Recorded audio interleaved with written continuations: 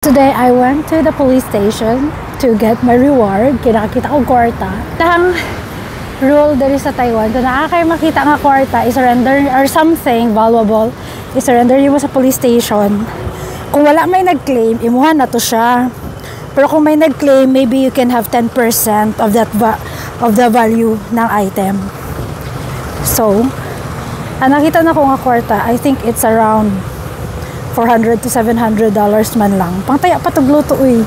I received a letter from the police na kuha na daw to kay wala daw nag-claim. So nagato ko sa police station to claim. Pag-abot dito kay gipaadto ko sa office, pagsaka na ako go to second floor daw. Pag-abot sa second floor, hello, criminal investigation squad. Hadlok lagi ni. Tapos, mag-abot dito kay kailangan di ay by appointment di ay siya kung mag-claim ka og reward. So, ingon nila sa ko, did you call? Sabi ko, oh, I don't have that call. So, mayroon ko nakuratan ko.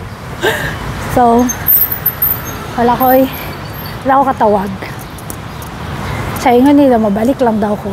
Tapos, gi-report na ko ang wallet ni Arthur nga nawala. Ingon ko, I lost my wallet. Tapos, ingon nila, ha? Ang sa letter kay, nakikita kang kwarta ako, I found money, but I also lost a wallet. It has also money. I found money and I lost money. So, let's see what will happen kung ma-receive ba na ako ang kwarta or makita ba ang nawala nga wallet. Or unsa ba, no? Char. Di kapoy ko karon no? Kay nagpractice ng jogging si Inday, 3 minutes pa lang, di na makaya. Sakit kayo sa dalunggan. Okay, see you later. So, we're back. Nagtawag ang police. Pwede na daw ako makuha. Char! And check, it's 11:06 a.m. Na, nakuha ko na ang kwarta. This one. Ang ako nakita di ay 700. So, kay walay nag-claim, yatag nila sa ako ang 700. Yay!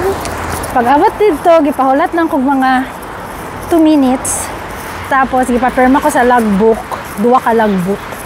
Tapos, nag-fill out of form. Name, address, contact number, and ID number. And, nanakoy kwarta. Char. Actually, dagan man dahil nag-claim o karang mga good sa mga nakakita good. Abi na ako lang ang manul-manul o kwarta ba? Char. Sabi na ako lang dito ang karang nagkuha gyud. Dagan man dahil dito eh. So, kung makakita ang kwarta, okay lang nga i-surrender niyo mo sa police station. But, nag-ingon na akong labmate, na Taiwanese labmate, na be careful daw when you see money. Especially daw kung nasa loob ng wallet. Magtagalog na. Kasi, pag isa-surrender mo sa police station yung nakita mong wallet, baka i-claim ng may-ari, tapos magreklamo yung may-ari na walang kulang yung laman. So pag kulang ang laman, maaano ka pa, ikaw pa yung mapagkakamalang kumuha or nagnakaw nung laman ng wallet, tapos sinurrender mo yung wallet. So sabi niya, pag wallet daw yung makita, parang wag mo na lang daw i-surrender sa police station. Pero kung cash lang siya talaga, so okay lang. Yung sa akin, nakita ko, napulot ko siya na cash lang talaga. Actually, marami namang tao nun, pero walang pumulot. Sa labas yun ng chicken restaurant Eme. Tapos, pinulot ko siya kasi bakali pa rin ang hangin. Kaso na-touch ko na. Alangan naman, ibabalik ko sa sahig. Diba? Na-touch ko na. Kasi marami siya 700. I mean, maraming papel-papel. Tapos bakali pa rin, di ba? Yung instinct mo, di ba, kukunin mo.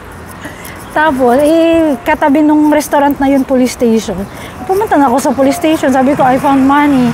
Tapos, alam mo, pag ikaw pa yung nakakita ng money, parang ikaw pa yung may kasalanan. Kasi yung atmosphere sa loob ng police station, na nakikita mo yung posas, yung mga CCTV, busy yung mga police.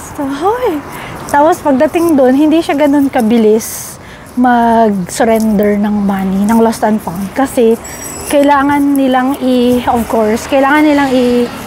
i-take note yung mga details, kung saan mo siya nakita, anong oras, tapos ibibigay mo yung ano mo pa, yung mga personal contact information mo. Kasi, di ba, i-message ka pag walang nag-claim. At sa'yo na yun. Ganun. So, isn't it cool? Yun na, guys. At nagbihis ako bago yung damit ko. Wow, bago. Mga 10:45, tumawag sa akin. Sabi sa akin, can you speak Chinese? Sabi no. Sabi niya, oh, my English is not good. Sabi ko rin sa kanya, my Chinese also is not good.